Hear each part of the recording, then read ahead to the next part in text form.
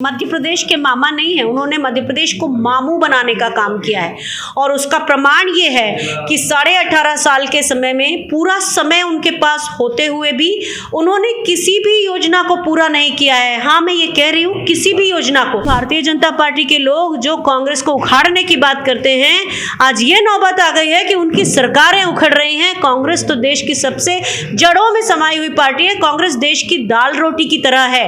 आप थोड़े दिन इधर उधर जा सकते हैं, लेकिन आखिर में आपको दाल रोटी ही चाहिए होती है। कमलनाथ जी तो हमारे कैप्टन हैं। उन्होंने जिस तरह से 1.5 साल हमारा प्रशासन चलाया, सबको मालूम है कि उनकी जो नीयत और काम है दोनों एक साथ सिंक में चलते हैं। तो मुझे इसमें कोई संदेह नहीं है कि जनता को कमलनाथ जी बहुत पसंद हैं और पूर्ण बहुमत से हमारी यहाँ सरकार बनेगी। मेरे साथ कांग्रेस की राष्ट्रीय प्रवक्ता अनुभा आचार्य जी हैं। मैं इनसे पूछूंगा कि आने वाले 2023 के विधानसभा चुनावों को वो किस रूप में लेती हैं। 2023 के विधानसभा चुनाव मध्य प्रदेश में परिवर्तन लेकर आने वाले हैं। मध्य प्रदेश की जनता गरीबी से भी परेशान है, क्योंकि हमारा नंबर नीचे से 5 राज्यों में है। हमारे यहाँ कुपोषण भी है, महिलाएं अलग परेशान हैं, युवाओं को रोज़गार नहीं मिल रहा है, महंगाई सबके लिए बढ़ी हुई है।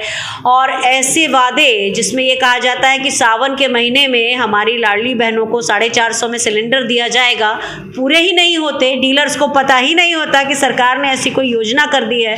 तो इन सारी बातों के मद्देनज़र जनता ये समझ चुकी है कि घोषणावीर लोग काम नहीं करते हैं। और इसीलिए हम ये देखते हैं कि मध्य प्रदेश में कांग्रेस की सरकार पूर्ण बहुमत से आएगी। छत्तीसगढ़ में रिपीट होगी, राजस्थान में रिपीट होगी, तेलंगाना में कल के बाद सबको ये घोषणा हो गई है अपने आप। जिस तरह की हमने रैली देखी, जिस तरह की भीड़ देखी, हमने देख लिया है कि वहाँ भी हमारी सरकार बनेगी। और मिज़ोरम के लोग मणिपुर को देख रहे हैं, तो वहाँ भी बहुत सारे ट्राइबल्स हैं, वो अपना भविष्य खुद आंक रहे हैं। मुझे ये कहने में कोई संकोच नहीं है कि मिज़ोरम में और उसके बाद हरियाणा में भी कांग्रेस की सरकार बनेगी। मैम, कहीं ना कहीं अभी ग्वालियर में कांग्रेस की भाजपा की बैठक हुई थी, जिसमें देश के गृह मंत्री अमित शाह भी आए हुए थे। उन्होंने भी कहा था कि भाजपा 200 पार जाएगी। और जहाँ तक कांग्रेस से आए सिंधिया जी का सवाल है, उन्होंने अपने समर्थकों के लिए बोला था कि मेरा कोई समर्थन नहीं है, मैं किसी का नेता नहीं हूँ, जो टिकट देगी वो भाजपा देगी। तो कहीं ना कहीं भाजपा में जाकर क्या सिंधिया जी अलग थलग पड़े हुए दिखाई देते हैं। पश्चिम बंगाल से लेके कर्नाटक तक अमित शाह जी, जो कि चाणक्य के रूप में प्रसिद्ध किए गए थे, उनके सारे दावे झूठे हुए हैं। तो इसका अर्थ ये है कि अब आपको अमित शाह जी को गंभीरता से लेने की बिल्कुल ज़रूरत नहीं है। और दूसरा सवाल आपका था किस बारे में था? सिंधिया जी के बारे में। मैं उनके बारे में कम ही बोलूँ तो अच्छा है। मुझे लगता है कि जो व्यक्ति को अपने आप में नीचा देखने को मिल रहा हो, उसको हम और क्यों अपमानित करें। वो अपने आप में ही समझ रहे हैं कि उनका क्या हो रहा है। कहीं ना कहीं भाजपा की पूरी केंद्रीय मशीनरी और मध्य प्रदेश की मशीनरी के देखने में आया है कि प्रदेश के 2 नेता मुख्य रूप से उनकी जड़ों को हिलाने का काम कर रहे हैं, जैसे कमलनाथ जी और दिग्विजय जी। दिग्विजय सिंह जी ज़मीनी नेता हैं, जिन्होंने लंबी दूरियां तय करके, और वो सभी विधानसभाओं में गए हैं, हमारे कार्यकर्ताओं से मिले हैं। और उन्होंने देखा है कि एक तो भारत जोड़ो यात्रा के बाद से हमारे सारे कार्यकर्ता बहुत जोश में थे। और फिर कमलनाथ जी तो हमारे कैप्टन हैं। उन्होंने जिस तरह से 1.5 साल हमारा प्रशासन चलाया, सबको मालूम है कि उनकी जो नीयत और काम है दोनों एक साथ सिंक में चलते हैं। तो मुझे इसमें कोई संदेह नहीं है कि जनता को कमलनाथ जी बहुत पसंद हैं और पूर्ण बहुमत से हमारी यहाँ सरकार बनेगी। अभी नीमच में जन आशीर्वाद यात्रा निकाली थी, उसमें पथराव भी हुआ था, तो उसमें भाजपा ने कहीं ना कहीं इसका दोष कमलनाथ जी के माथे मढ़ा था। कांग्रेस एक ऐसी पार्टी है जिसने कभी दूसरी पार्टी को नीचा दिखाकर कोई काम नहीं किया। भारतीय जनता पार्टी की दिक्कत यह है कि जैसे ही कोई बात गलत होती है, वो इसके उसके ऊपर आरोप लगाने लगते हैं। इसी तरह से हमारे कुछ लोग होते हैं ज़िंदगी में भी कि जो जैसे ही उनके ऊपर कोई आरोप लगता है उनके अपनी करनी का, तो वो दूसरों के ऊपर उसका दोष मढ़ना चाहते हैं। हमने कभी ये वॉर क्राई भी नहीं दिया कि बीजेपी मुक्त भारत हो, हम कभी नहीं कहते कहते, हम तो मानते हैं कि ये लोकतंत्र है और लोकतंत्र में हर एक को अपने अस्तित्व का अधिकार है, लेकिन भारतीय जनता पार्टी के लोग जो कांग्रेस को उखाड़ने की बात करते हैं, आज ये नौबत आ गई है कि उनकी सरकारें उखड़ रही हैं। कांग्रेस तो देश की सबसे जड़ों में समाई हुई पार्टी है। कांग्रेस देश की दाल रोटी की तरह है।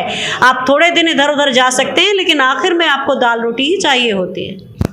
भाजपा ने हारी हुई सीटों पर 39 प्रत्याशी घोषित कर दिए हैं। कहीं ना कहीं अगली जो सूची आने वाली है वो ये सोच रही है और कितनी बची हुई हारी हुई सीटें हैं जिन पर प्रत्याशी घोषित करने हैं, मगर कांग्रेस की सूची का इंतजार करती है। कांग्रेस की सूची आएगी। बहुत लोकतांत्रिक ढंग से आपने सबने देखा है कि सारे आवेदन आए थे, जिला अध्यक्षों के द्वारा भी आए थे और जिला अध्यक्षों से इतर भी आए थे, और सभी का आकलन हुआ है। और लगातार होने के बाद स्क्रीनिंग कमेटी ने अपने जो कैंडिडेट्स हैं उसका सिलेक्शन भी कर लिया होगा, मैं ऐसा मानती हूँ, क्योंकि चुनावों की घोषणा नहीं हुई है तो अभी कोई जल्दबाजी हमें भी नहीं करना चाहिए। अब कांग्रेस जन आक्रोश यात्रा निकाल रही है। भाजपा ने अभी जो जन आशीर्वाद यात्रा निकाली थी, कहीं ये उसकी काट के लिए यात्रा निकाली जा रही है? मैंने आपसे एक सवाल के जवाब में पहले भी कहा कि हम दूसरों को देखकर किसी तरह की प्रतिक्रिया नहीं करते। हाँ, कांग्रेस में हमेशा नई नई जो विचार हैं, नए नए आइडियाज़ हैं, उनका हमेशा आगमन होता रहता है। भारत जोड़ो यात्रा भी उसका एक प्रतीक थी। तो हमारी यात्राएं तो दांडी यात्रा से चली आ रही हैं, हमारी यात्राएं नई नहीं हैं।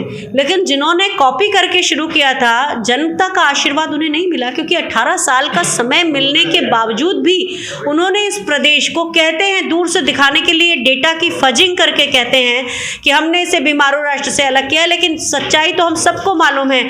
यहाँ पे गायों से लेकर इंसानों तक की, दलितों की, महिलाओं की, युवाओं की जो हालात है वो किसी से छिपे नहीं हैं। तो जन आक्रोश यात्रा लोगों की अभिव्यक्ति का माध्यम है। जन आशीर्वाद यात्रा एक अहंकारपूर्ण यात्रा थी, इसका लोगों ने तिरस्कार किया है, इसका कांग्रेस से कोई लेना देना नहीं। मध्य प्रदेश के मामा शिवराज सिंह रोजाना एक नई घोषणा, एक नया लॉलीपॉप मध्य प्रदेश की जनता को दे रहे हैं। आप क्या मानती हैं कि उसका असर कुछ विधानसभा चुनावों में पड़ेगा? मध्य प्रदेश के तथाकथित स्वयं स्थापित मामा, क्योंकि मध्य प्रदेश के मामा नहीं है, उन्होंने मध्य प्रदेश को मामू बनाने का काम किया है।